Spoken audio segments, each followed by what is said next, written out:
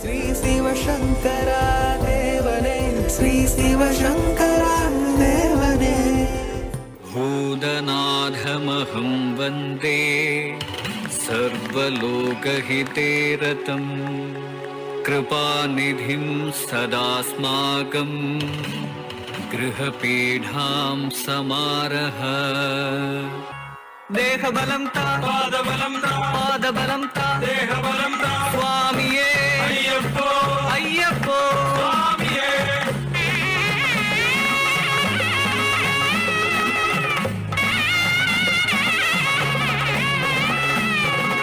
ശബരിഗിരി വാഴുന്ന സർവേശ്വര പ്രബലവര പന്തളാധിപകുമാര യോഗമെന്നുണ്ടൊന്നു കാണുവാൻ തവ പാദയുഗളമീ തരുണികൾക്കഖിലനാഥ പാദയുഗളമീ തരുണികൾക്കഖിലനാഥ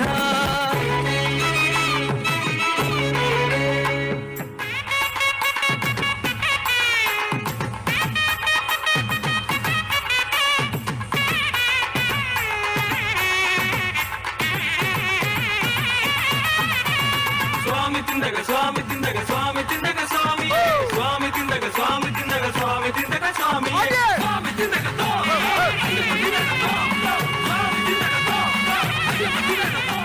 रासनं विश्वमोहनं हरितरीश्वरं आराध्यपादुकम् अधिविमर्दनं नित्यनर्तनं हरिहरात्मजं देवमाश्रये.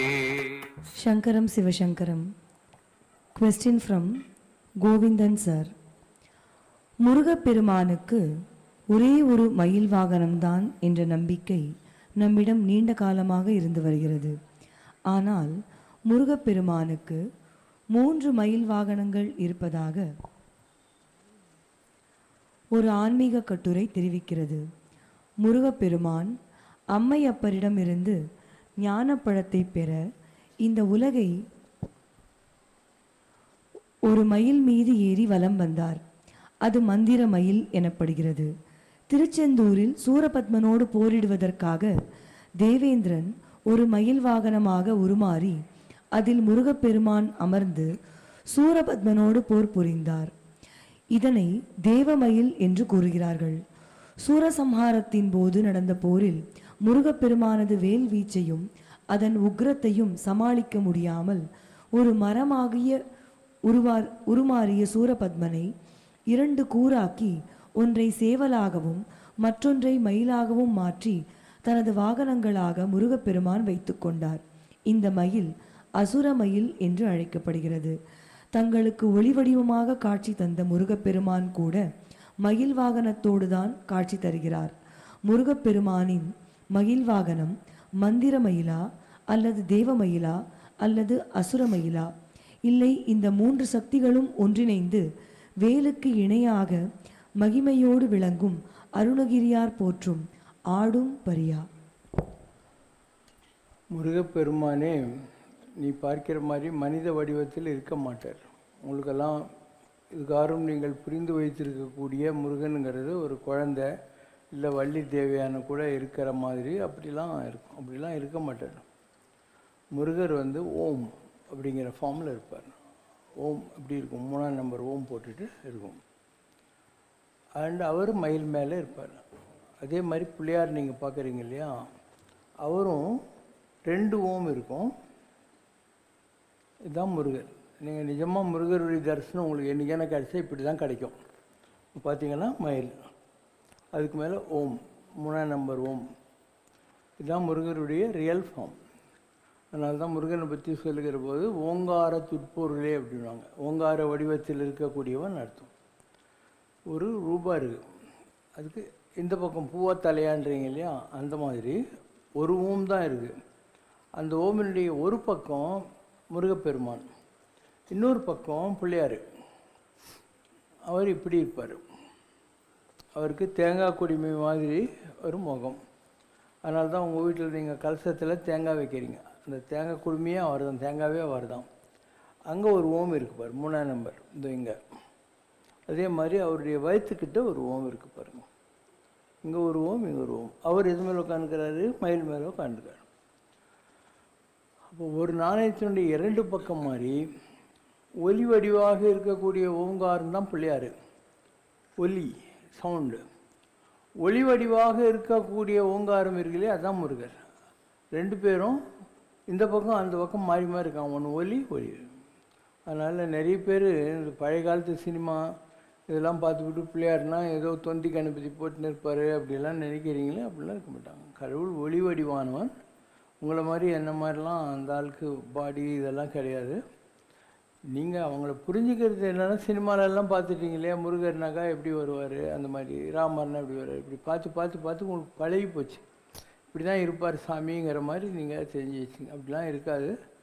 அது வந்து மயில் தான், அந்த ஓம் அப்படிங்கிற ஃபார்மில் இருக்கும். எல்லா கடவுளுமே அப்படி தான். நீங்கள் வெங்கடாயலபதின்றீங்க. உங்களுக்கு தெரிஞ்சு வெங்கடாயலபதி திருப்பதியில் நிற்கிறார் இல்லையா, வெங்கடாயலபதி அப்படி தானே இருக்கும். வெங்கடாயலபதி அப்படி இருக்க மாட்டார். அவருடைய இதே வந்து 3 நாமந்தான். வெங்கடாயலபதியோட ஃபேஸே நாமந்தான். இதை விட பெரிய நாமம் இருக்குது. இப்போ நான் உட்காந்துருக்கேன்னா என் தலைக்கு மேலே ஒரு யூ இருக்குது பாருங்கள், இந்த இடத்துல இங்கிலீஷ் யூ மாதிரி இருக்கும். அதுதான் அவர். அதனால தான் ஐயங்காருங்கெல்லாம் வந்து அதை போட்டுக்கிறது நாமம். அதுதான் கடவுள். இந்த நேம், நாம், நேம்னா பேர், நாமனாலேயும் பேர் தான், அதுதான் நாமம் அப்படின்னு சொல்கிறது. ஸோ இதுதான் அது. இப்போ நான் உட்காந்து தான் இருக்கேன், என் தலைமையில் இருக்கு இல்லையா, அதுதான் வெங்கடாயலபதி. இப்போ நான் அங்கே பிரச்சனை பண்ணுறேன் ஏதோ ஒரு கோயிலில், சபரிமலைன்னு நினைக்கிறேன், மந்திராலயம். அப்போ பாருங்கள், என் உடம்புல இருந்து அதே யூ இந்த இடத்துல, அதே மாதிரி இந்த இடத்துலையும் பாரு யூ. அப்போ அந்த வெங்கடாயலபதின்றது யூ. அப்போ ஏ அப்படின்னா பிரம்மா, யூனா விஷ்ணு, எம் அப்படிங்கிறீங்க இல்லையா, அது சங்காரமூர்த்தி, ருத்ரன்னு சொல்கிறது. அப்போ ஏயுஎம்னாலையும் OHMனாலையும் ஆவுமானாலையும் எல்லாம் ஒரே அர்த்தம்தான். உனக்கு புரியணுன்னா ஆல்ஃபா பீட்டா காமா, உனக்கு புரியணுன்னா புரோட்டான் நியூட்ரான் எலக்ட்ரான், விஞ்ஞான ரூட்டுக்கு போனேன்னு அப்படி போ. அதனால் கடவுள்கள் என்பவர்கள் இந்த உலகத்தில் வருகிற போது மனித வடிவத்தில் வருகிறார், தெய்வம் மானுஷ ரூபேன அப்படிங்கிற மாதிரி. ஆனால் நீ அவங்க இருக்கக்கூடிய செலஸ்டியல் வேல்டில் கடவுளை பார்க்கணுன்னா அவங்க எல்லோரும் இந்த மாதிரி தான் இருப்பாங்க, ஒளி வடிவத்தில் தான் இருப்பாங்க. நீங்கள் கற்பனை பண்ணி வச்சுருக்கிற ஃபார்முக்கும் அவங்க நிஜமாக இருக்கிற ஃபார்முக்கும் சம்மந்தமே இருக்காது. உங்களுக்கு புரியக்கூட புரியாது. நம்ம முருகர் இவ்வளோ வருஷமாக கூப்பிட்டு இருந்தோம், எதிரில் ஒரு ஓம் வந்து மயில் மேலே நின்று அவனுக்கு என்ன புரியும், முருகர் தானேன்னு உனக்கு டவுட் இருக்கும். அது உன் தப்பு, அவர் தப்பு இல்லை, அவர் அப்படி தான் இருக்கார். அதனால் கைலாசம் இருக்கு, கைலாசத்தில் சிவபெருமான் இருக்கார் இல்லையா, அது எப்படி இருக்கும் அப்படின்னு இது வரைக்கும் உலகத்தில் யாருமே காட்டுனதில்லை, நான் தான் காட்டினேன். மெதுவா மெதுவா. இதுதான் கைலாசத்தில் இருக்கக்கூடிய சிவன். தள்ளு. இந்த தலையில் பிற, இங்கே மாத்திரம் பாருங்கள் சிவன் நிற்கிறார். இதுதான் சிவன், தலை மேலே ஓம், தலையில் பிற, இங்கே நிற்கிறார். இதுதான் சிவன்.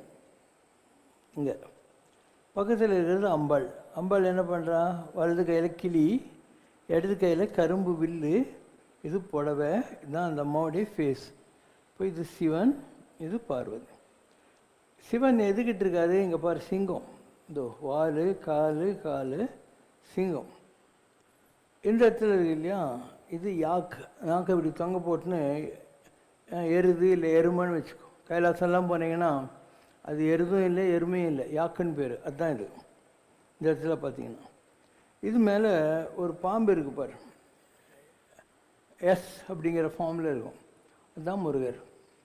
இப்போ முருகர் நாகசுப்ராயுடு, நாகசுப்ரமணியன். அதனால தான் முருகர்னால் பாம்பு கூட அசோசியேட் பண்ணுறது.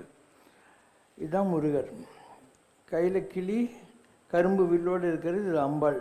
தலையில் பிற ஓம், இங்கே நிற்கிறாரு இல்லையா சிங்கத்து மேலே, அவர் தான் சிவன்.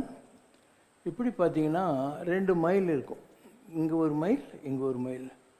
இந்த 2 மயில் தான் வள்ளி தேவியானன்றது.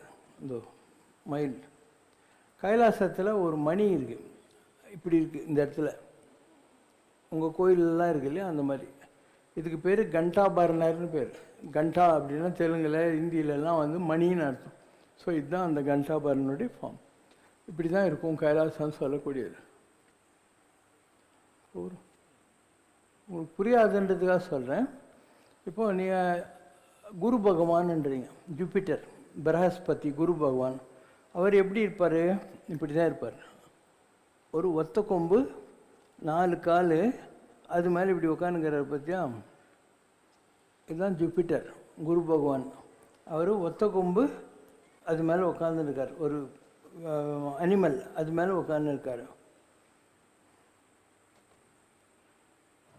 செவ்வாய் அப்படிங்கிறீங்க. செவ்வாய்னா என்ன? முருகர் வேலோடு நிற்கிறார் நீங்கள் நினைக்கிறீங்களா? அப்படி இருக்க மாட்டார். அவர் செகுப்பு கலரில் ஒரு சந்திரன் மாதிரி இருப்பார். அதுதான் செவ்வாய். வட்டமாக ரெட்டாக இருக்குது பாருங்கள், இதுதான் முருகப்பெருமான். செவ்வான் உருவில் திகழ் வேலவன்தான், சிவந்த வானத்தை போல திகழ்கிறவன் முருகன் அர்த்தம். அதனால் அவனுக்கு செவ்வாயின்னு பேர். இதுதான் அது. இப்படி எல்லா கடவுளும் நீங்கள் நினச்சி நிற்கிறது வேறு, ஆனால் நிஜமாக அவங்க இருக்கிறது வேறு. இப்போ நான் எல்லா கடவுளையும் கண்ணால் பார்த்துருக்கேன். அதெல்லாம் தான் இங்கே போட்டுக்கிறேன். இங்கே போட்டுக்கிற எல்லாமே நான் கண்ணால் பார்த்த கடவுள்கள் எப்படி இருந்தாங்கன்றது தான். அதனால் நீங்கள் கேலண்டரில் பார்க்குற ஜவுளி கடைக்காரங்க கொடுக்குற படத்துக்கும் நிஜமாக அவங்க எப்படி இருப்பாங்கங்கிறதுக்கும் ஆகாசத்துக்கும் பூமிக்கும் உள்ள டிஃப்ரென்ஸ் இருக்கும். எல்லா கடவுளும் இந்த ஃபார்மில் தான் இருப்பாங்க. எந்த கடவுள் வேணும்னா நீங்கள் பார்த்துக்கலாம். கிருஷ்ணர் எப்படி இருப்பார், ராமர் எப்படி இருப்பார், இயேசு எப்படி இருப்பார், ஃபுல்லாக எல்லாத்தையும் நம்ம காட்டிட்டோம்.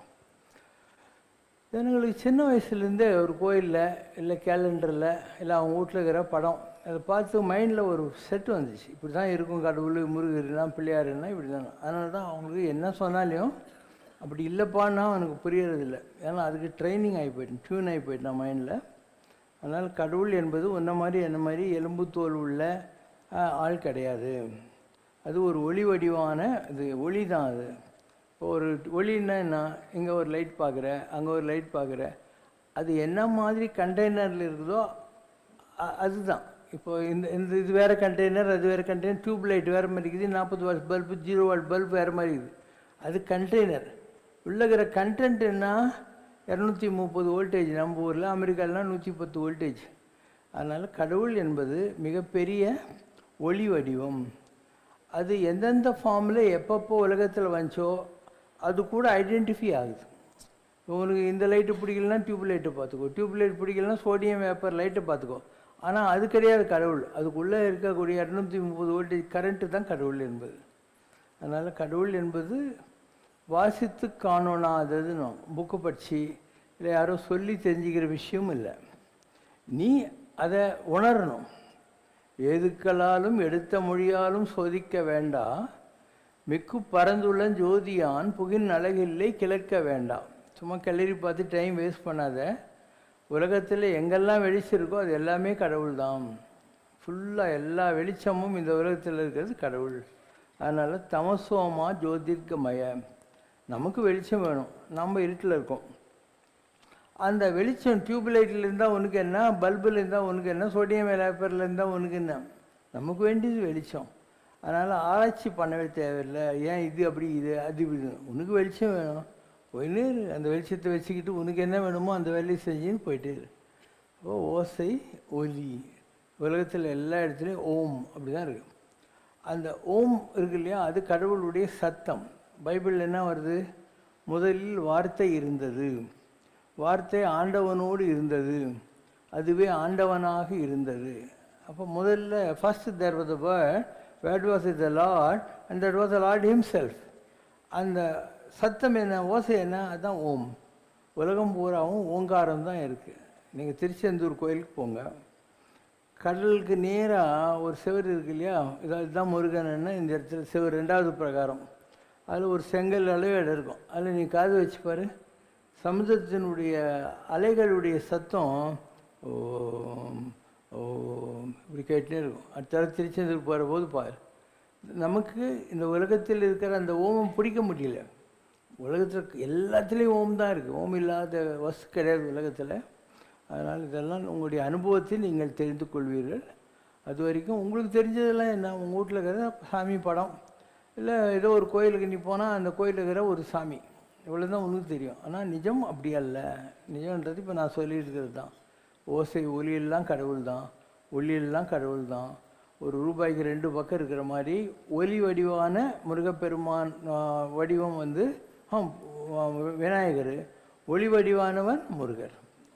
ரெண்டும் ஒன்றே தான். அதே மாதிரி வைஷ்ணவத்தில் நாமக்காரங்கள்லாம் இருக்காங்க இல்லையா, அவங்க ஒரு பக்கம் சுதர்சனர்னுவாங்க, ஒரு பக்கம் நரசிம்மர்னுவாங்க. Narasimhar is equal to Pillaiyar, Sudarshanar is equal to Murugan. இங்கே நீங்கள் வந்து முருகர் விநாயகர்ன்ற மாதிரி அவங்க வந்து நரசிம்மர் அண்ட் சுதர்சனர் வச்சுருக்காங்க. ரெண்டுலேயும் எந்த வித்தியாசமும் கிடையவே கிடையாது. அதனால் இதெல்லாம் அனுபவத்தில் தான் உங்களுக்கு தெரியும். புக்கில் கேலண்டரில் எல்லாம் பார்த்தா ஒன்றும் புரியாது. நான் எல்லா ஃபார்மும் கடவுளையும் பார்த்துருக்கேன் கண்ணால். நான் பார்க்கறது தான் இதெல்லாம் காட்டுறது. இந்த கேமராலெல்லாம் காட்டி இங்கே ஃபோட்டோவை போட்டு வச்சுருக்கிறேன். இது வரைக்கும் உலகத்தில் யாருமே இதெல்லாம் காட்டினதே இல்லை. நான் அமெரிக்கா போனேன்.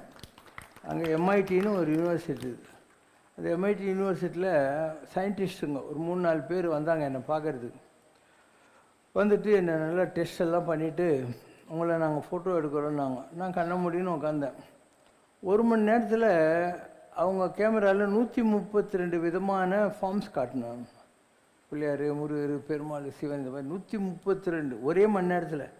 அவங்க சொன்னாங்க 132 ஃபார்ம் வந்தது உண்மை தான், நாங்கள் இவரை டெஸ்ட்டும் பண்ணிட்டோம், அதில் எந்த விதமான மாய வேலையும் கிடையாது, அவர் பண்ணது நிஜம், எப்படி பண்ணுறாருன்னு எங்களுக்கு தெரியலன்னாங்க. அவர் பண்ணது நிஜம், எப்படி பண்ணாருன்னு எங்களுக்கு தெரியலன்ட்டு அமெரிக்காவில் நீ எம்ஐடி யூனிவர்சிட்டியில் பாரு, அவங்க ஒரு பேப்பர், ராமன் ஒரு சயின்டிஸ்ட் பிஆர்காரரு, அவரும் அவருடைய பார்ட்னர்ஸும் இந்த மாதிரி ஒரு ஆர்டிக்கல் பண்ணியிருக்காங்க இந்த லூமினஸ் பாடிஸ், லூமினஸ் ஃபார்ம்ஸ் பற்றி. இதெல்லாம் அந்த காலத்தில் இருந்தது. அந்த காலத்தில் ரிஷிகள், சித்தர்கள்லாம் இருந்தாங்க இல்லையா, அவங்க எல்லாம் தவம் பண்ணுறாங்க. அந்த மாதிரி தவம் பண்ணுற போது புறவெளியில் இருக்கக்கூடிய ஏதோ ஒரு மந்திரம் அவங்க காதில் கேட்கும். அந்த மந்திரத்தை வாங்கி அவங்க ஜனங்களுக்கு கொடுத்தாங்க. அதனால தான் நீங்கள் மந்திரம் சொல்கிற போது ஜப்பே விநியோகா அப்படிவாங்க. இந்த ஜபத்தை நாங்கள் பண்ணுறோம், இது அனுஷ்டிப் சந்தஹா அப்படின்னும். இந்த ஃபார்மில் வெண்பா அந்த மாதிரி சொல்கிறீங்களே, அந்த மாதிரி சான்ஸ்கிரிட்டில் அனுஷ்டிப்னு ஒன்று இருக்குது, அந்த ரைமில் இருக்குது. இது வந்து விஸ்வாமித்ர மகரிஷி அவர் கொடுத்தது அப்படின்னு அவர் பேரை சொல்லிவிட்டு அதுக்கப்புறம் அந்த மந்திரம் என்னான்னு நம்ம சொல்கிறோம். இந்த மாதிரி ஒவ்வொரு மந்திரத்துக்கும் அது யாருக்காக கொடுக்கப்பட்டதோ உலகத்தில் அவங்க பேரை சேர்த்து நீங்கள் தேங்க்ஸ் சொல்லிவிட்டு சொல்லுவீங்க. அது மாதிரி நிறைய ரிஷிகள் இருந்தாங்க. ஒவ்வொருத்தருக்காகவும் ஒவ்வொரு மந்திரம் இந்த உலகத்தில் கொடுக்கப்பட்டது. அது அவங்க என்ன பண்ணாங்க, அவங்களுடைய வேலையை செய்யறதுக்கு உலகத்தில் வந்திருக்கக்கூடிய டிவைன் சோர்ஸஸ் இருக்கும். பலா, அதிபலா அப்படின்னு 2 மந்திரம் விஸ்வாமித்தருக்கு தெரியும். காயத்ரி மந்திரம் அவர் தான் கண்டுபிடிச்சார். அப்போ அந்த பலா அதிபலாவே பசியே இருக்காது அந்த மந்திரங்கள் இருந்தால். அதனால் ராமனுக்கும் லக்ஷ்மணுக்கும் அவங்க 14 வருஷம் காட்டில் வந்து சோறு தண்ணி இல்லாமல் இருக்க வேண்டியிருக்கும் வனவாசம் போன போது. அதனால் அந்த மந்திரத்தை அவங்களுக்கு கொடுத்துருந்தார். பலா அதிபலான்ற மந்திரத்தை கொடுத்தாங்க. இப்படி எல்லாத்துக்கும் ஒரு காரணம் இருக்கும், ஒரு காரியம் இருக்கும். உலகத்தில் நீங்கள் எந்த மந்திரம் எடுத்தாலையும் அதுக்கு யாரோ ஒரு ஆரிஜின் இருப்பார். அந்த மந்திரம் யாருக்காக கொடுக்கப்பட்டது. இப்போ ஆகாசத்தில் எத்தனையோ சத்தங்கள் இருக்குது. ஆனால் எல்லா சத்தமும் இது வரைக்கும் கேட்டவன் யாரும் இல்லை. அவன் எவ்வளோ தவம் செஞ்சானோ அதில் ஏதோ ஒரு சத்தம்தான் அவனுக்கு கொடுக்கப்பட்டது. ஒரு சத்தம்தான், மற்ற சத்தங்கள்லாம் அவனுக்கு தெரியல. இப்போ ஒருத்தனுக்கு தெரிஞ்சது இன்னொருத்தனுக்கு தெரியாது. இப்போ நீங்கள் விஞ்ஞானம் இருக்குங்க, விஞ்ஞானத்தில் நீ ஒரு 10 வருஷம் 12 வருஷம் டெய்லி ஒரு 15 மணி நேரம் கண்ணை தேய்ச்சின்னு மெழுகு தேய்ச்சின்னு இந்த புக்கு படித்து இதை படித்து ஒரு ட்ரூத் கண்டுபிடிப்பேன். நீ கண்டுபிடிக்க போகிற ட்ரூத் வந்து ஒரு ட்ரூத்து தான். லட்சக்கணக்கான கோடிக்கணக்கான ரகசியங்கள் இருக்குது. வெளியிடப்படாத ரகசியம் இல்லை. தகுதி உடையவன் எவனும் அவனுக்கு எல்லாம் கொடுக்கப்படும் பைபிள். அதனால் ஏதோ ஒரு ட்ரூத்து தான் யார் முயற்சி செய்கிறானோ அவனுக்கு கிடைக்குது. இப்போ மார்க்கோனின்னு ஒருத்தர் இருக்கான், அவனுக்கு ரேடியோ எப்படி வருதுன்னு கண்டுபிடிக்கிறாங்க. கிராம்பெல்னு ஒருத்தர் தான், அவனுக்கு டெலிஃபோன் என்னன்னு சொன்னாங்க. தாமஸ் ஆல்வா எடிசன் இருந்தான், அவனுக்கு நீராவின்றது எப்படி வேலை செய்யுதுன்னு சொன்னாங்க. இப்படி ஒவ்வொருத்தருக்கும் ஒவ்வொன்று தானே கிடச்சிது. ஏதோ ஒரு உண்மை தான் அவங்க இந்த உலகத்துக்கு கொடுத்தாங்க. அந்த மாதிரி எல்லாத்தையும் தெரிஞ்சவன் இந்த உலகத்தில் யாருமே இல்லை. அந்த மாதிரி எல்லாத்தையும் எல்லாருக்கும் கடவுள் கொடுக்கறதும் இல்லை. நீ பாடுபட்டியானா உனக்கு ஏதோ ஒரு உண்மை கிடைக்கும். அந்த ஒரு உண்மையே அவ்வளோ கஷ்டப்பட வேண்டியிருக்கும், அவ்வளோ வருஷம் தவம் பண்ண வேண்டியிருக்கும். இப்போ உலகத்தில் இருக்கிற எல்லா உண்மையும் தெரிஞ்சுக்கிறதுன்றது ஒன்று உனக்கு தேவையில்லாத வேலை. இல்லையா? உனக்கு தேவையில்லை. அந்த ஒன்றத்தை கண்டுபிடிக்கிறதுக்கே நீ அவ்வளோ கஷ்டப்பட வேண்டியிருக்கும். இன்னும் சொல்லப்போனால் நீ எதை நீ கண்டுபிடிச்சே நினச்சியோ அதை நீ கண்டுபிடிக்கவே இல்லை. அது ஆக்சிடெண்ட்லாம் கிடச்சது தான் உனக்கு. அவன் வந்து ஸ்டவ்வை வச்சுக்கிட்டு சுடு தண்ணி காய்ச்சிட்டு இருந்தான். அந்த சுடு தண்ணி காய்ச்சிற போது தட்டு மேலே கடப்படான்னு ஆடி இருந்தது. அதிலிருந்து அவன் அந்த நீராவி தத்துவத்தை கண்டுபிடிச்சான். ஒரு ராஜாவுக்கு யாரும் தங்கத்தில் கிரீடம் கொடுத்தாங்க. இந்த கிரீடத்தில் எவ்வளோ தங்கம் இருக்குதுன்னு கண்டுபிடி அப்படின்னு நியூட்டனுக்கு சொன்னான். இவன் என்ன பண்ணுறான், படுத்துன்னு இருக்கான், தண்ணி தொட்டில் படுத்துன்னு இருக்கிறான். அப்போ இவனுடைய எடைக்கு ஏற்ற மாதிரி தண்ணி வெளியே வருது. உடனே அவன் யுரேக்கான்னு கற்றுக்கிட்டு ஓடுறான் ரோட்டில். என்னன்றாங்க, ராஜா கேட்ட கேள்விக்கு விட தெரிஞ்சிச்சு. அந்த தங்க கிரீடம் எவ்வளோ தண்ணியை வெளியேற்றுதோ அதுதான் அதனுடைய கெப்பாசிட்டின்ற மாதிரி சொன்னான். அப்போ தான் அவனுக்கு தெரியுது அவன் அமனமாகறான்ட்டு. அதாவது எந்த ஒரு விஷயமும் நீ ஒரு மைண்டுக்குள்ளே தேடுற போது கிடைக்காது. மைண்டை மீறின ஒரு நிலைக்கு போகிற போது தான் எல்லா ரகசியங்களும் உனக்கு புலப்படுத்தப்படுகின்றன. இது ஆன்மீகத்திலும் இப்படி தான். ஒருத்தர் வந்து பகவானுடைய லீலைகளை எல்லாம் கீத கோவிந்தன் எழுதுறார். ஜெயதேவர்னு பேர். அவருக்கு வைகுண்டம் எப்படி இருக்குன்னு மைண்டில் வரல. சரி எண்ணெய் தேய்ச்சி குளிச்சுட்டு வர்றேன்னு மகாராஷ்டிராவில் இருக்கிற சந்திரபாகா நதிக்கு குளிக்கிறதுக்கு போகிறாரு. போகிற போது அவருக்கு அது மைண்டில் வருது. அப்படியே வந்து கீ கொடுத்த பொம்மை மாதிரி கிடுகிடுன்னு எழுதிட்டு திருப்பியும் குளிக்கிறதுக்கு போகிறாரு. வந்தவுடனே ஒய்ஃப் கிட்ட அந்த நோட்டு கொண்டா எனக்கு வந்துச்சு எழுதுறாரு. என்ன சொல்கிறீங்க, இப்போ தானே வந்துட்டு எழுதிட்டு போனீங்கன்ட்டு பார்த்தா எழுதியிருக்காரு. அப்போ அவருக்கு தெரியாது. இப்போ உங்களுக்கே நிறைய அனுபவம் இருக்கும். நீங்கள் ரோட்டில் நடக்கிற போது எதையோ வச்சுன்னு இப்படி போவீங்க. வேணாவது ஒருத்தன் வந்து உங்களை இடிச்சிட்டு சாவுக்கிறாக்கி வீட்டில் சொல்லிட்டு வந்தியானுவான். நீங்கள் ரோட்டில் போயிருக்கிற அவ்வளோ டிராஃபிக் இருக்குதுன்றது கூட உனக்கு தெரியல இல்லையா? அந்த மைண்ட் செட்டுக்கு போகிற போது தான் உனக்கு இந்த மாதிரி ரகசியங்கள் எல்லாம் வெளியே வரும். நான் ஏதோ கீழ்ச்சிட்டேன் மனுஷன் ஆராய்ச்சி பண்ணிகிட்டு இருக்கிறேன்னா உனக்கு கிடைக்காது. இது எல்லாமே ஹை லெவலுக்கு போகணும். இப்போத்துக்கு நீங்கள் இதெல்லாம் தேடல இல்லையா? நீங்கள் ஏதோ ஒரு வேலைக்கு போகணும், பிஸ்னஸ் பண்ணணும், 4 நாள் சம்பாதிக்கணும், குழந்தை குட்டி பார்த்துக்கணும், வீடு கட்டிக்கணும், ஒரு ஸ்கூட்டர் கார் வாங்கிக்கணும். உங்களுடைய எய்ம்ஸ் இவ்வளோ தான். இதுக்கு மேலே நீங்கள் இன்னும் தேடவே இல்லை. எப்போ தேடுவீங்களோ அப்போ கிடைக்கும். தட்டுங்கள் திறக்கப்படும், கேளுங்கள் கொடுக்கப்படும், தேடுங்கள் கண்டடைவீர்கள், பைபிள். அந்த மாதிரி இதெல்லாம் தேடுறதுக்கு ஒரு நிலை இருக்குது. நாங்கள்லாம் எல்லாத்தையும் தேடி எல்லாத்தையும் விட்டு போகணும். நான் 1984 88 லாஸ்ட் வரைக்கும் காட்டுக்கெல்லாம் போயிட்டேன். எல்லாத்தையும் விட்டு போயிட்டேன். எனக்கு தான் கல்யாணம் ஆகி பையன் பொண்ணெல்லாம் இருந்தாங்க, வசதியாக தான் இருந்தேன். எதுலேயும் இன்ட்ரெஸ்ட் இல்லாத ஒரு நிலை வந்துச்சு, ஒரு ஐயப்ப சாமி கோயில் கட்டி. அதனால் எல்லாத்தையும் விட்டு காட்டுக்கு போயிட்டேன். ஒன்றுமே இருக்காது. சட்டு கூட போட மாட்டேன். ஒரு காய் வேஷ்டி, ஒரு கோபால் பல்படி, இன்னொரு காய் வேஷ்டி பையில் இருக்கும், அவ்வளோதான். சோறு தண்ணி இல்லாமலாம் உட்காந்துருக்கேன் நான். ஸோ காட்டில் மூட்டில் போய் எங்கெங்கெல்லாம் உட்காரணுமோ உட்காந்து அலைஞ்சி ஞானத்துக்கு கிடைச்ச பின்னால் திருவண்ணாமலை சாமி சொன்னார், நீ போகணும், திருப்பியும் உலகத்தில் இருக்கணும், இல்லைன்னா அடுத்த பிறவி வந்துடுவோன்ட்டு. அதனால தான் வந்தேன். இல்லைன்னா எனக்கு திரும்பி வர்ற ஐடியாவே கிடையாது, சுத்தமாக ஐடியாவே கிடையாது. நான் அப்படியே தான் இருந்திருப்பேன் ஜாலியாக. சாமி சொன்னார், இன்னும் ஒவ்வொரு பிறவியில் இந்த மாதிரி ஓடி போகிற நீ, அதனால் அடுத்த பிறவி வருது, இந்த பிறவியில் என்ன நல்லி நீ ஓடக்கூடாது, உன் பொறுப்பெல்லாம் முடிச்சுட்டு போனாங்க. என் பையன் பொண்ணு எல்லாரையும் படிக்க வச்சாங்க, எல்லாம் அமெரிக்கா போனாங்க. பண்டாட்டியும் அவங்க போய் செட்டில் ஆகிட்டா. நான் 1996 ஜனவரி 16 குடும்பத்தை விட்டு இந்த மாதிரி தனியாக கடவுளுக்கு வேலை செய்ய ஆரம்பிச்சிட்டேன். நான் இந்த பிறவிலையும் அதே மாதிரி எனக்கு கட்சின்னு ஓடி இருந்தேன்னு வை, மைந்தடி வீட்லேயே போய் செட்டிலாக இருந்தேன்னு வச்சுக்க, இன்னொரு பிறவி வந்து தொலைச்சிருக்கும். இதுதான் ஆன்மீகன்றது. ஆன்மீகம் என்பது உன் கடமைகளை நிறைவேற்றின அப்புறம் நீ போக வேண்டியிருக்கும். எஸ்கேப்பிசம் கிடையாது. ஆன்மீகம் என்பது எஸ்கேப்பிசம் இல்லை. உலகத்தார் போல் உண்டு உடுத்தி பூண்டு தொண்டர் விளையாட்டில் சுகம் காணும் ஆனந்தம்.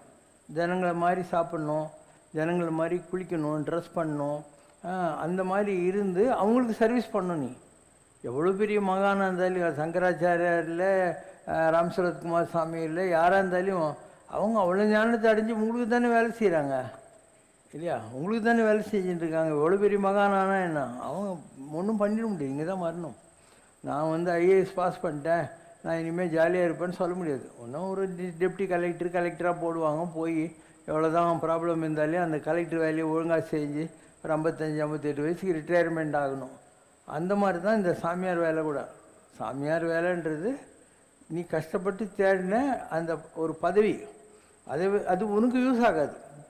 மற்றவங்களுக்கு நல்லது செய்யலாம் அந்த பவர் வச்சு, உனக்கு யூஸ் ஆகாது. உன் கர்மாவை நீ அனுபவிச்சு தான் ஆகணும். ஒரு ரமணர் வந்தால் அவருக்கு கேன்சர் வருது. எல்லாருக்கும் நல்லது பண்ணுற ரமணர் அவரையும் கேன்சரை க்யூர் பண்ணிக்க முடியல.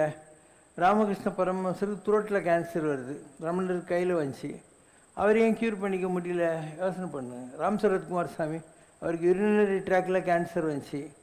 எந்த ஒரு சாமியை எடுத்துக்கோ, ரஜினிகில சாமிக்கிறாரு, அவருக்கு உடம்பு பூரா அந்த தோலில் உறிஞ்சி போகும் இல்லையா, சொரியாசிஸ் ஆகும், இந்த சதெல்லாம் செவப்பாகி போயிடும். அதுக்கப்புறம் அவர் இப்போ 20 வருஷம் மருந்து தடை இப்போ தான் கொஞ்சம் கலர் வந்துக்கிறாரு. இல்லைன்னா அந்த மாதிரி தான் இருக்கும், அந்த பிங்கிஷாக இருக்கும் பாடி. ஸோ யாராக இருந்தாலும் கர்மாவிலேருந்து தப்பிக்க முடியாது, கர்மாவை அனுபவிக்கணும். அவங்கவுங்க கர்மாவை அவங்கவுங்க அனுபவிக்கணும். நீ ஒரு டாக்டரு, இனி யாருக்கோ நீ ஆப்ரேஷன் பண்ணிடலாம், ஆனால் உனக்கு நீயே படுத்துக்கிட்டு வெட்டிக்குவியாண்ணா, உனக்கு இன்னொரு டாக்டர் தேவைப்படும். அதனால் நீ டாக்டர் வேலையை மற்றவங்களுக்கு செய்யலாம், உனக்கு வேறு யாரோ செஞ்சால் தான் உண்டு. இவ்வளோ விஷயங்கள் ஆன்மீகத்தில் இருக்குது. நீ நினைக்கிற மாதிரி ஆன்மீகம் என்பது ஏதோ லட்டு சாப்பிட்ணும் வைகுண்டத்தில் புஷ்ப விமானத்தில் போகிற விஷயம் இல்லை. ஜனங்க நடுவிலே இருந்து நல்லது கெட்டது ரெண்டுத்தையும் வாங்கிட்டு மான அவமானம்லாம் தாண்டி ஏதோ ஒரு வகையில் இந்த உலகத்துக்கு யூஸ் பண்ணிட்டு போகிறது.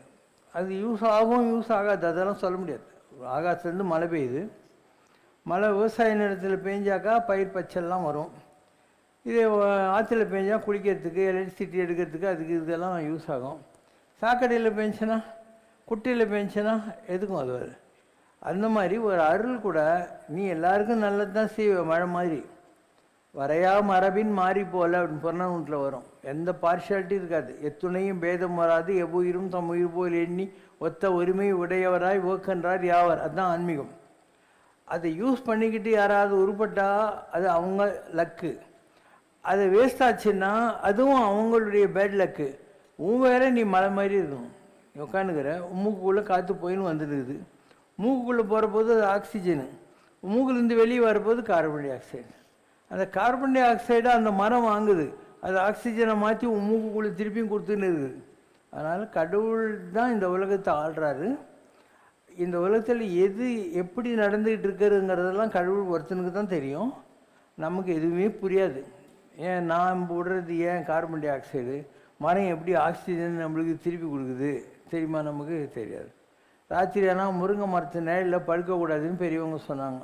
ஏன்னாக்கா உன்னுடைய ஹெல்த்து கெட்டுப்படும். ஒரு 3 மாதம் 6 மாதம் முருங்கை மரத்து நிலத்தில் இருந்துச்சுன்னா ஹெல்த்து கெட்டுரும், அதுக்கு மருந்து கிடையாது. இப்போ என்ன பண்ணோம், உன்னை திருப்பியும் 3 மாதம் 6 மாதம் கொண்டு வந்து வேப்ப மரத்தடியில் போடணும்.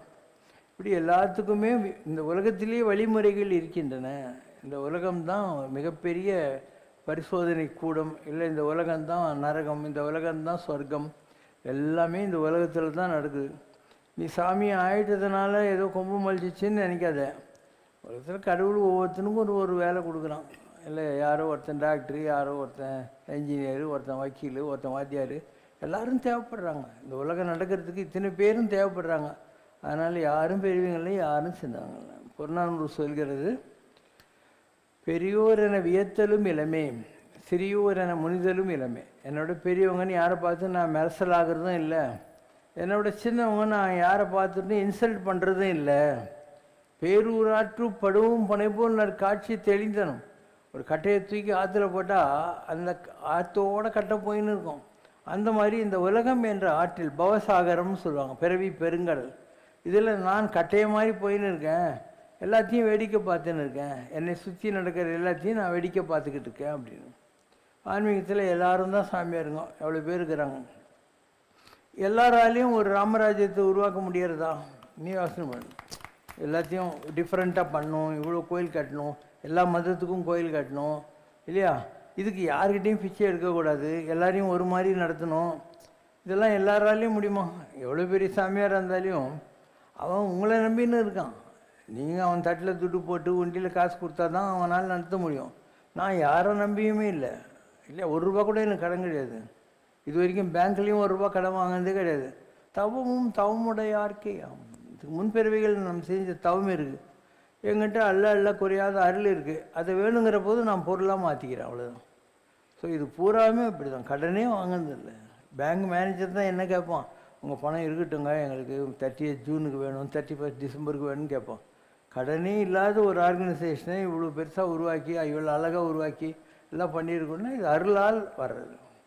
பொருளால் அமருலகம் பொக்கியலாகாது, அருளால் அறமலரும் அன்றே ஆழ்வார். துட்டை வச்சுக்கிட்டு இந்த உலகத்துக்கு என்ன யூஸ் ஆகும்? அந்த உலகத்துக்கு அருள் தான் தேவைப்படும். பொருள் இல்லாருக்கு இவ்வுலகம் இல்லை, அருள் இல்லாருக்கு அவ்வுலகம் இல்லை. இப்போ சிவசங்கர் பாபா அருளை நிறைய சேர்த்துட்டார் முன்பிறவிகளில். அருள் எனும் பெரும் நிதியம் தன்னை வழங்க மூல பண்டாரம் காத்து நிற்கின்றான் முந்துமீனோன்னு மாணிக்கவாசகர் சொல்கிறார். அருளை வச்சுக்கிட்டு மூல பண்டாரம் ஆகிய முருகன் காத்து நிற்கிறான், எல்லாரும் லைனில் நின்று வாங்கி போங்கப்பா அப்படிங்கிறாங்க. அப்போ அல்ல குறையாத அருளை வைத்திருக்கிறோம். அதை நமக்கு தேவையான போது பொருளாக மாற்றிக்கிறோம். எனக்கு ஏதோ ஒரு பில்டிங் கட்டணும், ஸ்கூல் நடத்தணும், ராஜ்பத்தி நடத்தணும், ஜனங்களுக்கு ஏதோ பண்ணணும், அப்போ அதை அருளை பொருளாக மாற்றிக்கிறாள் நான்.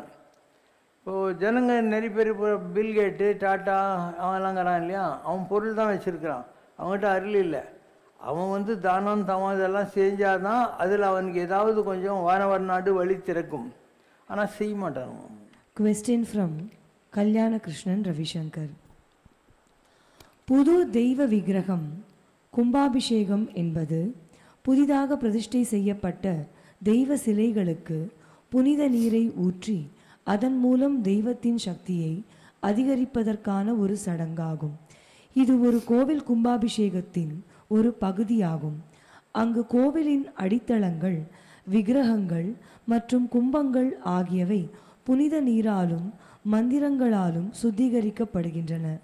பாபாஜி ஒரு ஆத்மாவினால், அதாவது role of a new divine spirit energy, அந்த கோவில் கும்பாபிஷேகம் விரைவில் நடைபெற உதவ முடியுமா? நீங்கள்லாம் செல்ஃபோன் வச்சுருக்கீங்க, அதில் பேசினே இருந்தால் என்ன ஆகுது? சார்ஜ் இறங்கிடுது. அப்போ என்ன சொல்கிறீங்க? ஃபோன் ஒன்றுக்கு வந்துச்சு, 4 இருக்குன்னு நல்லா பேசுனேன். நான் ஃபோனே வச்சுக்கிறது இல்லை இது வரைக்கும். ஒரு நாள் கூட செல்லை தொட்டது கிடையாது. எனக்கு ஃபோனை பற்றி ஒன்றும் தெரியாது. இன்னும் சொல்லுவேன், எனக்கு ஃபோன் பண்ண கூட தெரியாது. யாராவது போட்டு கொடுத்தாங்க அலோன்னு. இவ்வளோ வருஷமாக ஓட்டிட்டேன் நான். ஸோ சார்ஜ் இறங்கிட்டு உடனே என்ன பண்ணோம்? டீ கடையிலையோ ஹோட்டல்லையோ எங்கேயோ சார்ஜ் பண்ணிக்கணும், ப்ளக் பண்ணிக்கணும். அந்த மாதிரி இந்த கோயில்களில் இருக்கிற எனர்ஜி எல்லாம் சார்ஜடு எனர்ஜி.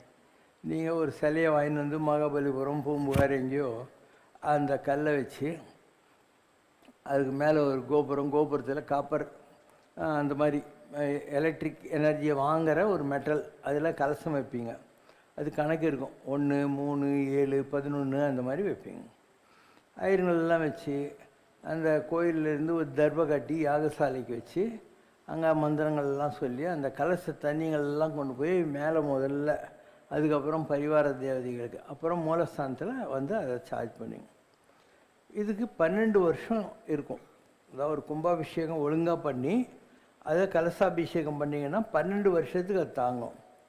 ப்ரொவைடட் டெய்லி நீங்கள் அபிஷேகம் பண்ணணும், நைவேத்தியம் வைக்கணும், கோயிலில் சின்ன அளவுலையாவது ஒரு யாகம் பண்ணணும், சார்ஜ் பண்ணின்னு இருக்கணும். உங்கள் செல்ஃபோன் சார்ஜ் பண்ணுறது ஞாபகம் வச்சுக்கோங்க. அப்படி நீ டே டு டே பூஜை பண்ணலைன்னா நீ சேர்த்து வச்சது அங்கே போகிற ஜனங்களுக்கு கொஞ்சம் நல்லது பண்ணி இறங்கினே இருக்கும். அதுக்கப்புறம் வேலை செய்யாது. அதுக்கப்புறம் வெறும் கல் செவுறு தான் இருக்கும் அந்த கோயிலில். அதனால் கோயிலில் இருக்கிற எந்த சாமியாக இருந்தாலும் அதுக்கு லிமிட்டேஷன் இருக்குது. அதாவது இதெல்லாம் படமாடும் சாமின்றது. மகான்கள் இருக்காங்க, ஒரு ராகவேந்தர், சாய்பாபா, சிவசங்கர் பாபா, யாரோ.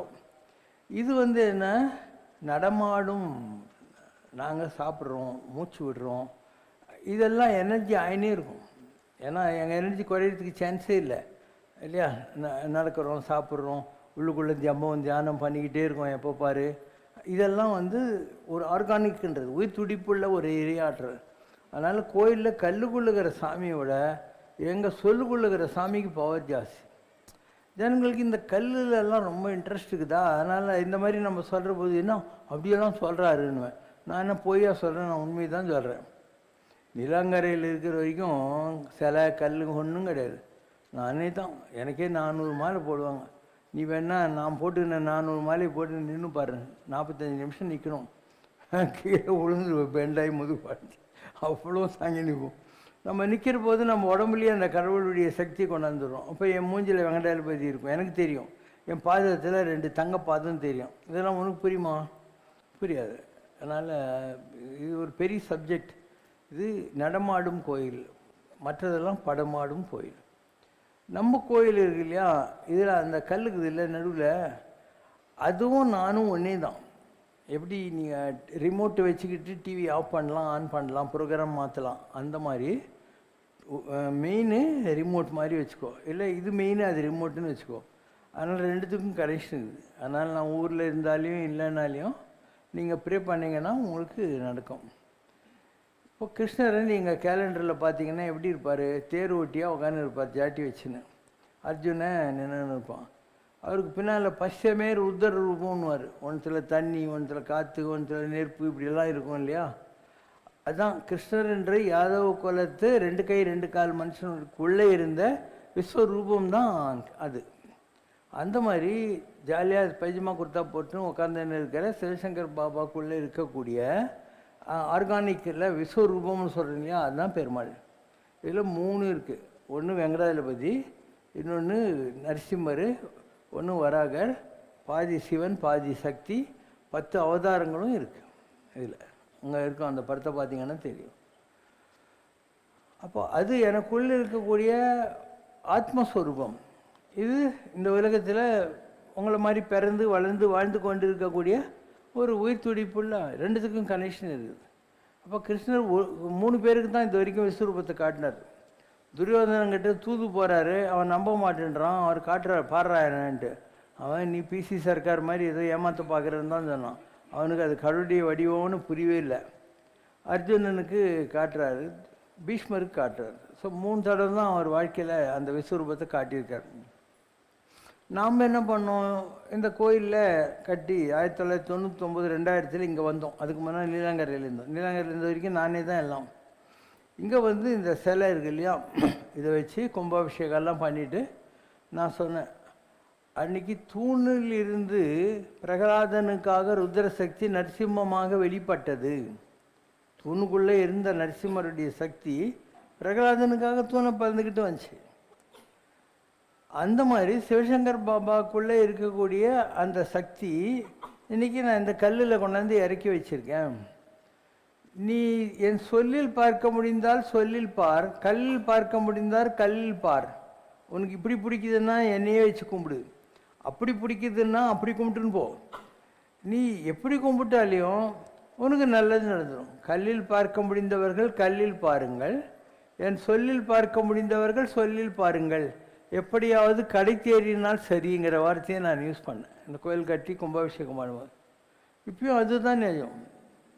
நம்ம எங்கே இருந்தாலையும், யார் கும்பிட்டாலையும், அமெரிக்காவிலேருந்து கும்பிட்டாலையும், ஆஸ்திரேலியா அர்ஜென்டினாலேருந்து கும்பிட்டாலையும் நமக்கு தெரியும் அவங்க நம்மளை எவ்வளோ நம்புகிறாங்கன்றது வச்சு. அவங்க ஒரு காற்றினுடைய இது வெளிச்சம் எப்படி போகுது, 1,86,000 மைல்ஸ் அந்த ஸ்பீடில் போயின்னே இருக்கும். அதாவது இந்த மாதிரிலாம் பார்த்துனே உட்காந்துருக்க முடியாது, போயின்னே இருக்கும். நீ என்னை ஏதாவது கஷ்டத்துக்கு நினச்சானா அந்த வெளிச்சம் போகுது இல்லையா, அது என் கண்ணில் அழுதுகிட்டு நிற்கும். நீ என்னை லவ்வாக நினச்சானாக்கா என்னை அக் பண்ண மாதிரி வருவேன். நீ என்னை மரியாதையை நினச்சானா என்னை கும்பிட்ற மாரி வருவேன். அப்போ இந்த 3 பேட்டர்ன் வச்சு நான் தெரிஞ்சுக்குவேன், இது மரியாதை கேஸு, இது லவ் கேஸு, இது குறை கேஸுன்ட்டு. இப்படிலாம் இருக்குதுன்னா உனக்கு நம்பிக்கை வருதா? எங்கேருந்து யார் நினச்சாலும் பரவாயில்ல, எந்த நாட்டிலேருந்து நினச்சாலும் பரவாயில்ல, ஒரே இடத்துல உட்காந்துட்டு இவ்வளோ கண்டுபிடிக்கலாம். இது ஆரம்ப நிலை. இதுக்கு மேலே நீ என்னை ரொம்ப நம்புற ஆளுன்னு வச்சுக்கோ, அதாவது டோட்டலாகவே சரண்டர் ஆகிட்டு 2 கையும் தூக்கிட்டு பாபா தான் எல்லான்னு நம்புற ஒரு ஆளாக இருந்தாக்கா என்னால் ஒன்று அப்படியே பார்க்க முடியும். நீ வீட்டில் எந்த இடத்துல கிச்சனில் இருக்கிறியா, பூஜை ரூமில் இருக்கிறியா, எந்த சாமியை ஏதாவது நினச்சி கும்பிட்டுன்னு இருக்கிறியா, அதை என்னால் நான் எங்கே இருந்தாலும் அப்படியே பார்க்க முடியும். எப்படி இருக்குதுன்னா உனக்கு நம்பிக்கை வருதா? அதனால் ஆன்மீகம் என்பது நீ நினைக்கிற மாதிரி சாதாரண விஷயம் அல்ல. இந்த ஒன்றைனா சாமியார் பட்டை மொட்டை கொட்டையெல்லாம் போட்டுக்கிட்டு கண்ணு முடிஞ்சு சாமி ஆட்டும் கையில் வாத்து ஓட்டுற குச்சி வச்சுன்னுக்கிறானே, அந்தவனுக்கெல்லாம் ஒன்றும் தெரியாது. இது சித்தர்கள் பாஷை நாங்கள் பேசுகிறது. அதனால் இந்த பாஷையை அடையணும்னா எவ்வளோ கஷ்டப்படணும். ஆறினாலும் அறிய ஒன்றா ஆதிசித்தன் ஆதனை கூடி கூடி மனிதர் பண்ணும் புரளி புரளி பாருமேங்கிறார் திருமூலர். யாராலையாவது புரிஞ்சிக்க முடியுமா? ஆதிசித்தநாதன் எல்லாருக்கும் மேலே இருக்கக்கூடிய சித்த புருஷன், அவனை புரிஞ்சிக்க முடியாமல் ஜனங்க பாரு கூடி கூடி வந்து டைம் வேஸ்ட் பண்ணிகிட்டு இருக்கிறாங்க அப்படின்னு அர்த்தம். ஸோ பெரிய நிலை இது, எல்லாருக்கும் வராது. இதெல்லாம் நான் 1984 83 84 அடைஞ்சிட்டேன். அந்த காலத்துலேயே அடைஞ்சிட்டேன் இந்த பவரெல்லாம். அதுக்கப்புறம் இன்னும் போயிட்டு ஒரு குறிப்பிட்ட காரம் வந்தபோது ஜனங்களுக்கு தகுதி கிடையாது, இவங்களுக்காக நம்ம இறைக்கக்கூடாது. கஷ்டப்பட்டு எத்தனையோ பிறவி சேர்த்தது தானே. 8000 யோகம் இருப்பினும் காணாத கண்ணார் அமுதன். 80,000 வருஷம் தவம் இருந்தால் கூட கிடைக்காதான், அதெல்லாம் கிடைச்சிருக்குது. ஜனங்க சும்மா பொழுது போகாத வரானுங்களா, இவங்களுக்காக நம்ம ஏன் இறைக்கணும்? அதனால் ஒரு காலகட்டம் வரைக்கும் யார் வந்தாலையும் டக்குன்னு கொடுத்துருவேன். அதுக்கப்புறம் பார்த்தேன் ஜனங்க ஒன்றும் வழங்குறது இல்லை, இது பராக் பார்க்குற மாதிரி வர்றான். அவன் 10ஓட 11 நம்மளை இன்னொரு சாமியார்னு வச்சுன்னுக்கிறான், அவ்வளோதான். இவனுக்காக நம்ம இறைக்கக்கூடாதுன்னு சொல்லிட்டு அவனவனுக்கு எவ்வளோ நம்பிக்கையோ அவ்வளோ படியலைன்னு சொல்லிட்டு ஒரு பிளாங்கட் அக்ரிமெண்ட் போட்டேன். அதனால் உன் நம்பிக்கை தான் நடக்கும். நீ ஏன் நம்பலைன்னு வச்சுக்கோய, நான் ஏன் ஓடி உனக்கு எல்லாம் செய்யணும்? நீ என்ன நம்ப போகிற? நீ பாரிஸ் கார்னரில் இறங்கி அங்கே பக்கத்தில் இருக்கிற மரத்தடி புள்ளியாரை பார்த்துட்டு வரிசையாக எத்தனை கோயில் இருக்குதோ எல்லாத்தையும் பார்த்துட்டு கடைசியில் போனால் போதுன்னு கிளம்பாக்கத்துக்கு வந்துட்டு வீட்டுக்கு போகிறவங்க நிறைய பேர் இருப்பாங்க. நாளைக்கு காத்தால் பார்த்தா நீங்களாவது ஒரு சாமிட்டு போய் உட்காந்துருப்பான். இந்தமாரி இருந்தால் என்னத்த ஆன்மீகம் வளரும்? நீ எங்கே விதை போடுறியோ ஒரு இடத்துல ஓட்ட போடணும், அதில் கொஞ்சம் உரம் போட்டு தண்ணி ஊற்றி விதை போடணும். அது கொஞ்சம் பெருசான உடனே அதுக்கு உரம் போடணும், பூச்சி எல்லாம் வராத, ஆடு மாடு மேயாத அதுக்கு வேலி போடணும். அப்போ உன்னுடைய செடி வளரும். அங்கே ஓட்டை போட்ட, இங்கே விதை போட்ட, இங்கே உரம் போட்ட, இங்கே பாத்தி கட்டுற உன் செடி எந்த காலத்தில் வரப்போகுது? அதனால் வேறெவர் யூ சீடட், எங்கே விதை போட்டியோ wherever you seeded, you should fend it, tend it, mend it, manure it, then you will see the blossom. இது என்னுடைய பாஷை. அதனால் ஒரு இடத்துல தேடு, தெய்வம் உண்டென்று அது ஒன்று என்று இரு. ரெண்டாவது கடவுள் இல்லை. ஒரே எலக்ட்ரிசிட்டி தான், மைக்கு அதுதான், பல்பு அதுதான், ஃபேனு அதுதான், ஏசி அதுதான், ஹீட்ரு கூட. எதுக்காக? இந்த நாய் தேங்காய் ஊட்டின்னு இருக்கிற மாரி சாப்பிடாது நாய், தேங்காவை ஊட்டினே உட்காந்து இருக்கும். நாய் பெற்ற தெங்கம்பழம்னுவாங்க. அது மாதிரி சும்மா அலைஞ்சிக்கிட்டு இருக்கிறவங்களுக்கு எதுவும் கிடைக்கிறது இல்லை. நிறைய பேர் இந்த மாதிரி அலைஞ்சே கெட்டுறாங்க. இருக்கும் இடத்தை விட்டு இல்லாத இடம் தேடி எங்கெங்கோ அலைகின்றார் ஞான தங்கமே அப்படின்னு ஒரு பாட்டு இருக்குது இல்லை? அந்த மாதிரி நிறைய ஜனங்க கடவுளுடைய அருமைகளை புரிந்து கொள்ளாமல் போவதற்கும் இவங்களுடைய பிரார்த்தனைகள் நிறைவேறாமல் இருப்பதற்கும் காரணம் அவங்க இந்த நுனிப்புல் மேயறவங்க. இந்த ஆடுக்குது இல்லையா, அது இதில் கொஞ்சம் சாப்பிடும், இதில் கொஞ்சம் சாப்பிடும், இதில் கொஞ்சம் சாப்பிடும். யானை இல்லை, அது வெளாம்பழத்தை சாப்பிட்டுட்டு வெளியே வெளாம்பழம் விழுவும், ஆனால் உள்ளுக்கிறது அது உறிஞ்சிரும். அந்த மாதிரி ஒரு உண்மையான சிஷ்யன்றவன், உண்மையான தேடுதல் இருக்கிறவன் யானை வெளாம்பழத்தை சாப்பிட்ட மாதிரி பிடிச்சுடணும் எல்லாத்தையும். ஆடு மாதிரி இங்கே கொஞ்சம் எல்லாம் இருந்தாக்கா அவங்களுக்கு கிடைக்கிறது இல்லை, கடவுள் கிடைக்கிறது இல்லை. இதெல்லாம் தான் வேண்டாம். நாங்கள்லாம் இருக்கோம்னா நான் பார்க்காத சாமியாரா? எவ்வளோ பெரிய சாமியாருங்கெல்லாம் பார்த்துருக்குறேன். நான் என் ரூட்டில் தான் நான் போவேன்.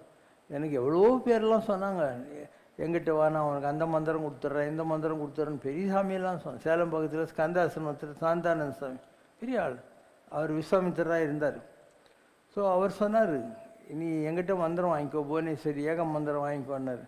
நான் சொன்னேன், நான் சடாட்சரம் அஷ்டாட்சரம் இருக்குன்னு சொல்லுகிறேன், நீங்கள் பெரியவர், நீங்கள் கொடுத்தா அந்த மந்திரத்தையும் சொல்கிறேன், ஆனால் எல்லாத்தையும் விட்டு இதை பிடிக்க மாட்டேன் அப்படின்னு. அரசனை நம்பி புருஷனை கைவிட்ட கதைன்னு வாங்கும். அழகான புருஷன் ஒருத்தங்கிறான் நல்லவன், ராஜா வந்தான்ட்டு அவனை பிடிச்சின்னு புருஷனை விட்டாலாம். ராஜா 7 நாளைக்கு வேணும் பார்த்துக்குவான். அதுமாரி இருக்கிறத விட்டுட்டு இன்னொன்று பிடிக்கக்கூடாது. என்ன இருக்கோ அதை கெட்டியாக பிடி, அது போகிறோன்ற மாதிரி.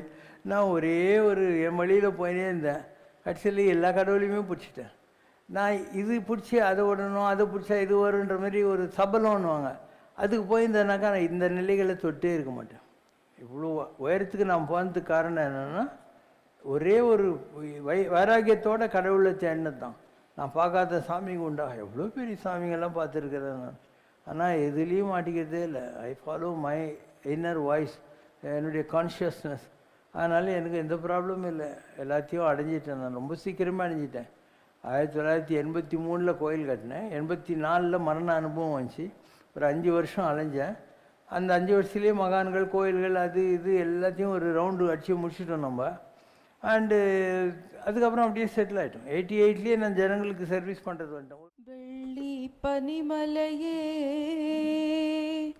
என்ன வேண்டுதல் செய்தனையோ, எங்கள் வெற்றி திருமகனின் பதம் ஒற்றி நடந்திடவே. வெள்ளி பனிமலையே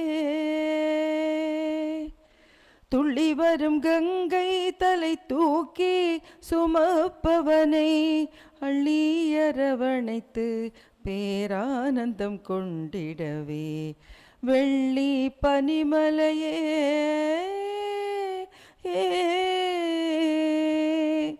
பாதங்கள் நோகாமல் பசும் புல்லாய் வளர்ந்து விடு.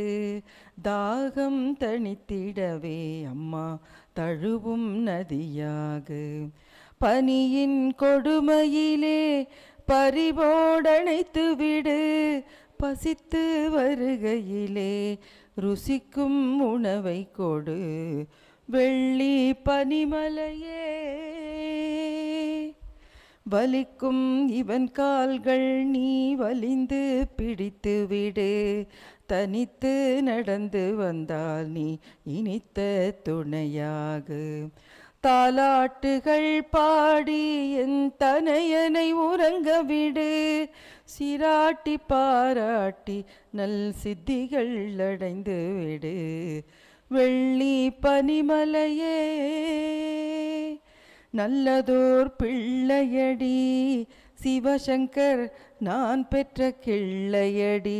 இவன் நாடும் பொருள்கள் எல்லாம் நீ தேடி கொடுத்திடடி. கவனம் வைத்திடடி என் கண்கள் இவன் தாண்டி. கவனம் வைத்திடடி என் கண்கள் இவன் தாண்டி.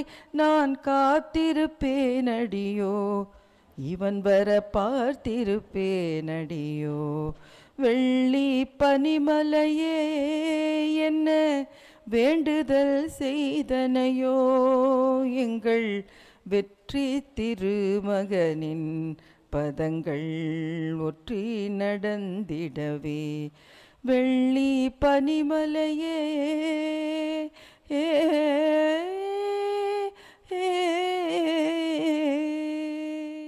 நானாட்சி செய்து வரும் நான் மாட கூடலிலே மீனாட்சி என்ற பெயர் எனக்கு.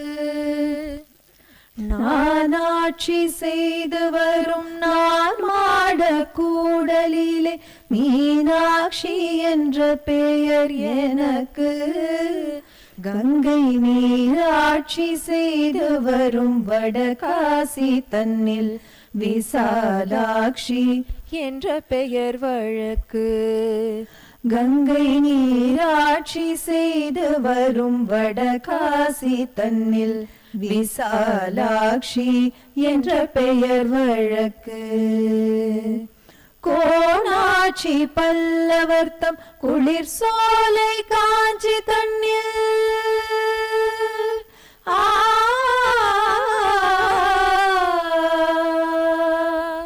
கோணாட்சி பல்லவர்த்தம் குளிர் சோலை காஞ்சி தன்னில் காமாட்சி என்ற பெயர் எனக்கு. கோடும் கோலாட்சி தன்னை எதிர்க்கும் மாரியம்மன் என்ற பெயர் கொண்டபடி காட்சி தந்தேன் உனக்கு. கோடும் கோலாட்சி தன்னை எதிர்க்கும் மாரியம்மன் என்ற பெயர் கொண்டபடி காட்சி தந்தேன் உனக்கு. ஆரென்றும் நதி என்றும் ஓடை என்றாலும் அது நீரோடும் பாதை தன்னை குறிக்கும். ஆரென்றும் நதி என்றும் ஓடை என்றாலும் அது நீரோடும் பாதை தன்னை குறிக்கும். நிற்கும் ஊர் மாறி பேர் மாறி கருமாறி ஒரு மாறி ஒன்றே ஓம் சக்தி என உரைக்கும். நிற்கும் ஊர் மாறி பேர் மாறி கருமாறி ஒரு மாறி ஒன்றே ஓம் சக்தி என உரைக்கும். ஒப்பில்லாத அப்பன் சங்கரன் ஓய்வில்லாத தொண்டன். உவப்பில்லாத அமுதன் சங்கரன் உவமையில்லா அழகன் வைப்பு நிதியாக அன்பை வரமாய் பெற்ற பாலன் கை சிவக்க சிவக்க அருளை அள்ளி வழங்கும் தர்மசீலன் ஒப்பில்லாத அப்பன் சங்கரன் ஓய்வில்லாத தொண்டன் முப்புறம் எரித்த சிவன் மகிழ் மோகினியானவன் ஆதிமூலம் என்று யானை அழைக்க ஓடி வந்தான் இவன் செப்பு வாயினுள்ளே 3 உலகம் காட்டியவன் ஜகத்தை உள்விழுங்கி உமிழ்ந்த ஜகநாதன் இவன் ஒப்பில்லாத அப்பன் சங்கரன் ஓய்வில்லாத தொண்டன் உப்பு சப்பில்லாத வாழ்வில் உழலுகின்ற நம்மை தப்பு வழி திருத்தி தடதாழ வந்த நண்பன் வெப்புயில் குணத்தான் சங்கரன் வேதம் பணிபதத்தான் இவன் வெண்டமிழினத்தான் இதை நீ விழ்க என பணித்தான் ஒப்பில்லாத அப்பன் சங்கரன் ஓய்வில்லாத தொண்டன் சங்கு சக்கரபாணி இவன்தான் சர்வ தீர்த்த கேணி இவன் பிறவி தோறும் ஞானி நான் பின் தொடர்ந்து திரியும் தேனி வேங்கடத்து மலையில் நின்று வரமருள்கின்றவன் நாம் வேண்டி நின்றதாலே மானுட வேடம் பூண்டு வந்தான் ஒப்பில்லாத அப்பன் சங்கரன் ஓய்வில்லாத தொண்டன் உவப்பில்லாத அமுதன் சங்கரன் உவமையில்லா அழகன் வைப்பு நிதியாக அன்பை வரமாய் பெற்ற பாலன் கை சிவக்க சிவக்க அருளை அள்ளி வழங்கும் தர்மசீலன் ஒப்பில்லாத அப்பன் சங்கரன் ஓய்வில்லாத தொண்டன் को कहाँ ढूंढ रे बंदे मैं तो तेरे पास में मुझको कहाँ ढूंढ रे बंदे मैं तो तेरे पास में ना तीरथ में ना मूरत में ना एकांत निवास में ना तीरथ में ना मूरत में ना एकांत निवास में ना मंदिर में ना मस्जिद में ना मंदिर में ना मस्जिद में ना काशी कैलाश में मुझको कहाँ ढूंढ रे बंदे मैं तो तेरे पास में ना मैं जप में ना मैं तप में ना मैं व्रत उपवास में ना मैं क्रिया कर्म में रहता ना मैं क्रिया कर्म में रहता ना योग संन्यास में मुझको कहाँ ढूंढ रे बंदे मैं तो तेरे पास में नहीं प्राण में नहीं पिंड में न ब्रह्मांड आकाश में ना मैं प्रकट पावर गुफा में नभ शासन की श्वास में मुझको कहाँ ढूंढ रे बंदे मैं तो तेरे पास में खोजे होए तुरंत मिल जाओ, एक पल की तलाश में। कहे कबीर सुनो बाई साधो, कहे कबीर सुनो बाई साधो, मैं तो हूँ विश्वास में, मुझको कहाँ ढूंढ रे बंदे, मैं तो तेरे पास में। विना वेंकटेशं ननातो ननादस सदा वेंकटेशं स्मरामि स्मरामि। हरे वेंकटेश प्रसीद प्रसीद, प्रियं वेंकटेश प्रयच्छ प्रयच्छ। श्रीराम राम रामेति रमे रामे मनोरमे, सहस्रनाम तत्तुल्यं राम नाम वरानने। ओम जय शिव शंकर रे स्वामी जगत परिपालक रे, आदि शंकर अवतारा अनाद रक्षक रे। ओम जय शिव शंकर रे, அன்னையும் தந்தையும் நீரென்றறிந்தும் அன்பில் நனைகின்றோம் சுவாமி, அன்பில் நனைகின்றோம்।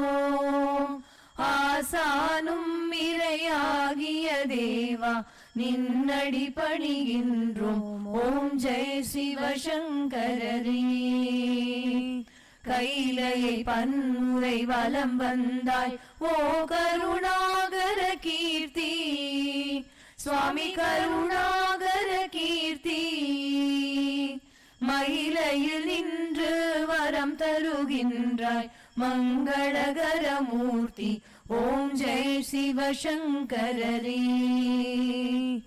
ஆனந்த சாகரம் தனிலம்மையாழ்த்தும் அற்புத அருள் ஜோதி, சுவாமி அற்புத அருள் ஜோதி। ஆரத்தி செய்து பாடி மகிழ்ந்தோம் அருள்வாய் பரஞ்சோதி। ஓம் ஜெய சிவசங்கரரே। நாராயண நாராயண ஓம் சத்யநாராயண நாராயண நாராயண ஓம், நாராயண நாராயண ஓம் சத்யநாராயண நாராயண ஓம், சத்யநாராயண நாராயண ஓம்। ஓம் ஜெய சிவசங்கரரே। குறை ஒன்றுமில்லை மறைமூர்த்தி கண்ணா, குறை ஒன்றும் இல்லை கண்ணா, குறை ஒன்றுமில்லை கோவிந்தா।